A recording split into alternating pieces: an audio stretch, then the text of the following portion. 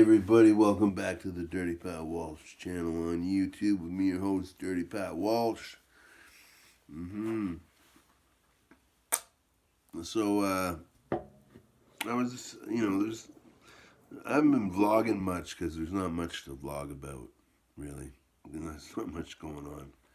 But, anyway, I've been really thinking a lot about, like, punk rock in Canada lately because I've joined this historical punk rock group on Facebook, and it's kind of rekindling a lot of old memories and events that have happened at shows that I've been to and things like that.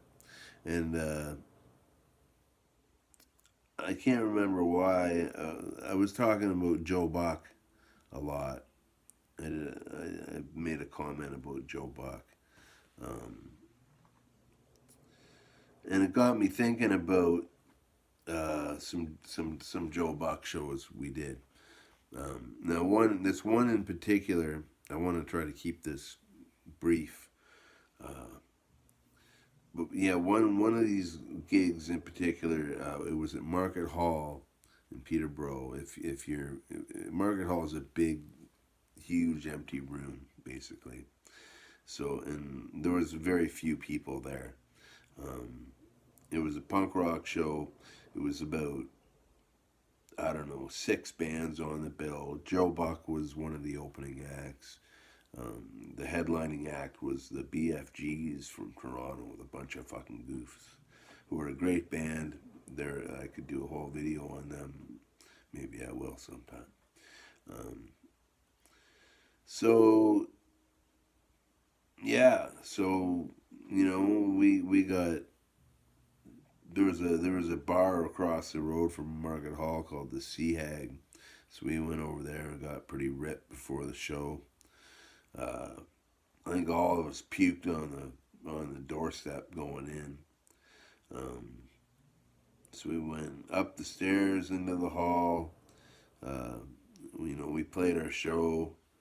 Some bottles were thrown. Some uh, damage was done. It was crazy. Joe Buck show as usual. Mark lit himself on a fire. Stuff like that. It was great. But after the show, it was mostly just like hardcore bands, right? Local hardcore bands, and none of them were particularly very good.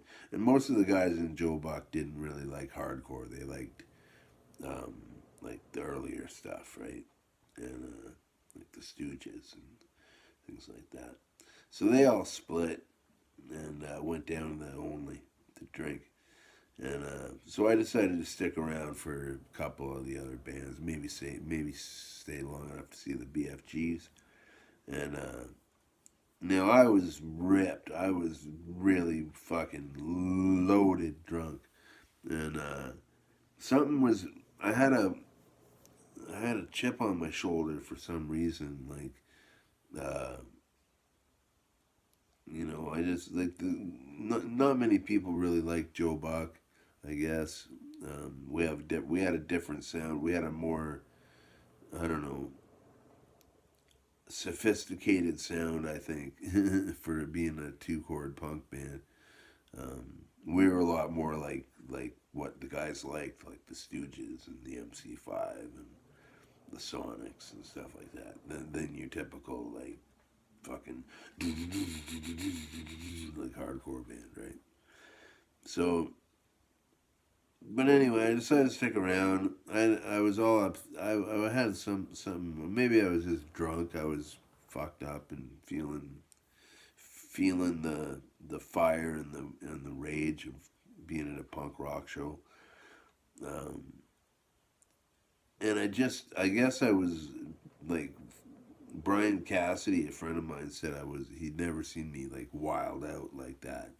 I guess I was just going nuts and in the pit and stuff like that. And I tried to do a stage dive. I did a stage dive. Nobody caught me, and I hit the floor, and I cracked my fucking chin wide open, and so it was time to go. I totally ripped my fucking chin apart. So I went back to no place. holding my fucking face together. I can't remember who. I think Charlie Patch was with me, holding my fucking face together. Got home, doused a fucking paper towel in some kind of liquor, uh, probably vodka or something. Stuck it on my face and duct taped the whole shit together. I had my whole chin all fucking duct taped, you know. And then I went out drinking to the bar with the Joe Buck guys, and they're like, "What the fuck happened to you, man?" You know, and it's like I was just fucking doing a stage dive, and nobody caught me for the first time in my life. Let's have a drink. So that's my story of my punk rock. It's not from being a teenager in the '80s, but it's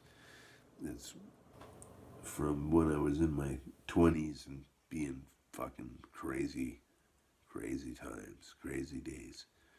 Be well, everybody. I'm thankful for you tuning in, subscribing, hitting the like button, all that jazz. Uh, Thank you so much for all your support. I'll see you soon. Be well.